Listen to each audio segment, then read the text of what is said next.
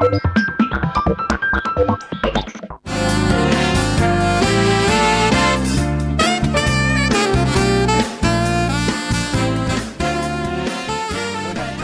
a recordar, a mirar un poco hacia atrás, no nosotros, sino a lo mejor nuestros padres, claro. Carmen. Seguro que muchos de los que nos están viendo han aprendido a escribir con estos cuadernos, con los cuadernos Álvarez. ¿Los recuerdan ustedes? Pues ahora se van a reeditar para que otros nuevos niños puedan también aprender a leer y a escribir. Estos son los reeditados. Con la misma técnica, que era muy avanzada, por cierto, para esta época en la que se salieron, en la que se editaron por primera vez. Y para hablar de estos cuadernillos tenemos aquí a Pilar Caparrós Álvarez. Ella es psicóloga y es nieta de la primera persona, de la creadora, del creador en este caso. De hecho, estos son los originales de su abuelo, los Pilar. Los originales, con puño y letra, con rectificaciones que él fue haciendo en las distintas... Fíjate cómo rectificaba a su abuelo, es decir, pegaba una palabra, bueno, a ver si se puede ver.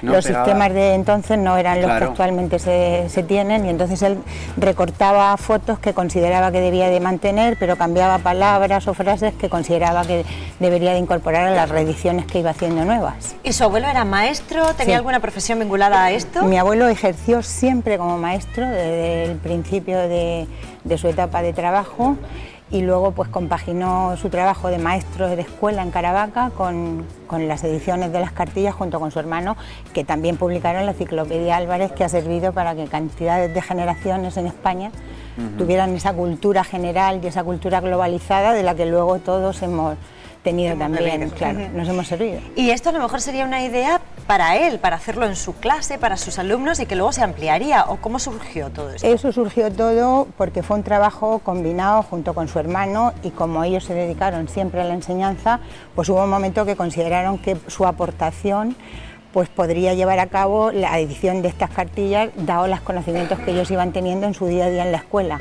Eso les llevó a ir poco a poco. La primera fue Garabato, que fue la primera, esa fue la inicial. Esta fue la primera que publicó. Sí, esa fue la primera, el número primero, que bueno, luego ya tuvo distintas renovaciones. La que se ha reeditado ha sido esta, la de Mi Cartilla. Y a partir de ese momento, en los años 60 y en los años 70, se han ido haciendo revisiones nuevas, hasta que bueno... Pero ya... Pilar, las que vamos a encontrar hoy en día, que son estas que tiene Carmen María, es decir, no han cambiado nada, es esas lo mismo que hizo su abuelo. Idénticas, incluso hay alguna página que para poderlas reeditar se ha tenido que recurrir a la Biblioteca Nacional, y llevan el sello, algunas de ellas... Aquí lo tenemos.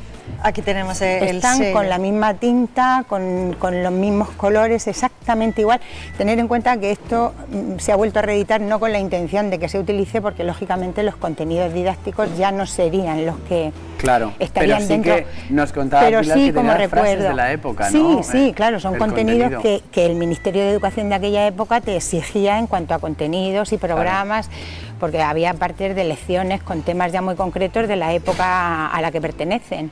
O sea que ahora mismo es parte como una... Es una reliquia, sí. La idea ha sido no como para que los niños vuelvan a leer en ellas, que el método que él ha utilizado es el que actualmente se sigue utilizando, son el método onomatopéyico y el analítico y el sintético, son exactamente igual los mismos métodos actuales, pero claro, los contenidos ahora... Sí, esto es muy curioso. Esto es muy curioso también comentarlo, Pilar. A ver, traiga que yo lo enseñe así que lo coja. Cuéntenoslo usted, Pilar. Esto es curiosísimo porque eso pertenece a borradores hechos por él con su puño y letra, y eran una clasificación de palabras que él hacía estudiando cada fonema, y iban dirigidas al libro del profesor, para que el profesor pudiese tener una serie de palabras con las cuales ampliar vocabulario y reforzar el conocimiento de esos fonemas. Y también de la imagen. Por supuesto, bueno, los dibujos son de lo más... Claro, los dibujos hechos por su abuelo. Sí, dibujos que él recortaba, que él añadía, que él reformaba, pero esos son originales de su trabajo de día a día. ¿Y no han pensado volver a hacer estos libros, pero sí con un fin didáctico, que se puedan volver a usar en los colegios? Pues la verdad es que no, porque ya las herederas más inmediatas, tenemos familia en Valladolid, que son por parte de mi tío, de la enciclopedia, y mi madre y mi tía, pero la verdad es que no nos hemos planteado volver a... Es decir, que esto se ha reeditado para pues tener un recuerdo, porque no se puede encontrar en ninguna librería. Sí, se puede comprar en cualquier librería, incluso pedir por internet, pero a título de recuerdo. O sea, son libros... padres que quieran también utilizarlo para sus niños. Por supuesto, es que ya te digo que la clasificación y el sistema de lectoescritura es Exactamente el mismo que se utiliza en la además es actualidad.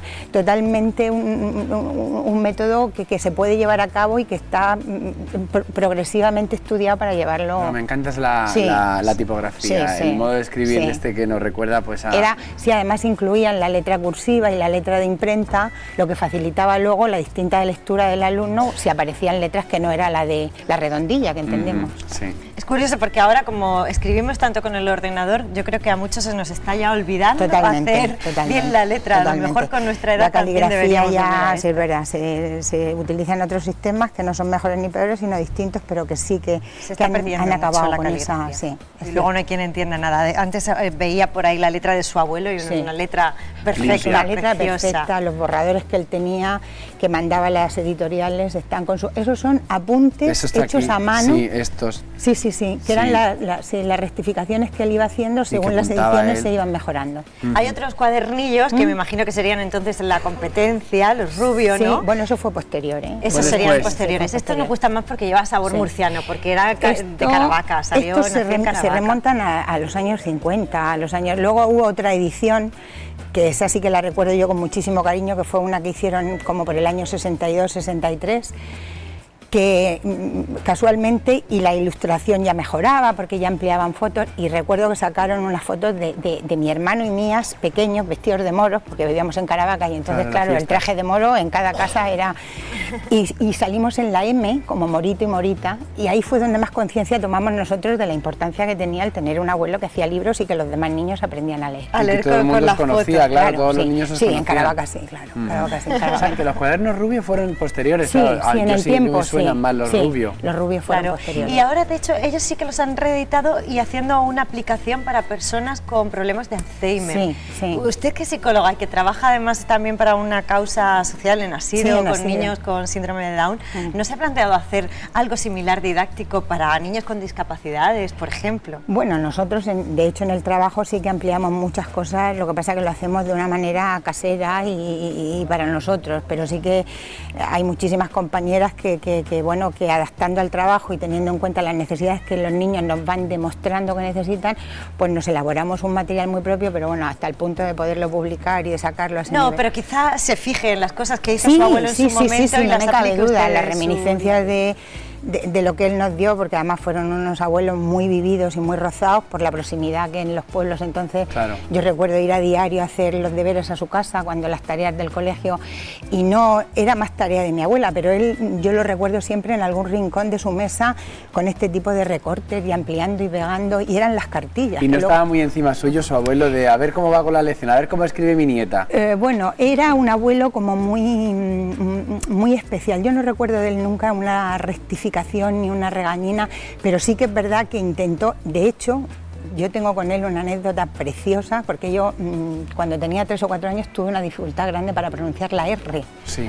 Fíjate que entonces no había ni conocimientos de logopedia, ni conocimientos de ejercicios para la rehabilitación de este tipo. Entonces recuerdo que en los viajes que hacíamos a Mula a ver a su otra hija, pues él, a modo de praxia y a modo de ejercicio de lengua, y siempre me hacía repetir una retahíla que era: el perro de San Roque no tiene rabo porque Ramón Ramírez se lo ha cortado. Y fíjese ahora que y en 2 meses yo superé mi dislalia de la R. O sea, los recuerdos de mi abuelo son muy entrañables y muy intensos.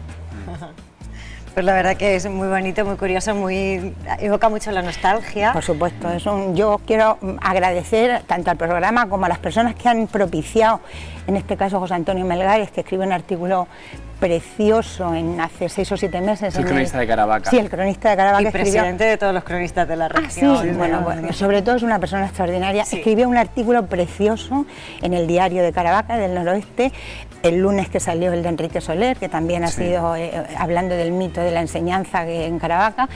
Y bueno, que nos haya servido pues a las personas que lo conocimos y que disfrutamos de su trabajo, y sobre todo a nuevas generaciones, poderlo conocer, rendirle... ¿Y se le reconoció en vida a su abuelo el trabajo? Sí. Bueno, yo no sé hasta qué punto, porque no había esta cosa de los homenajes, claro. Entonces no se estilaba tanto eso.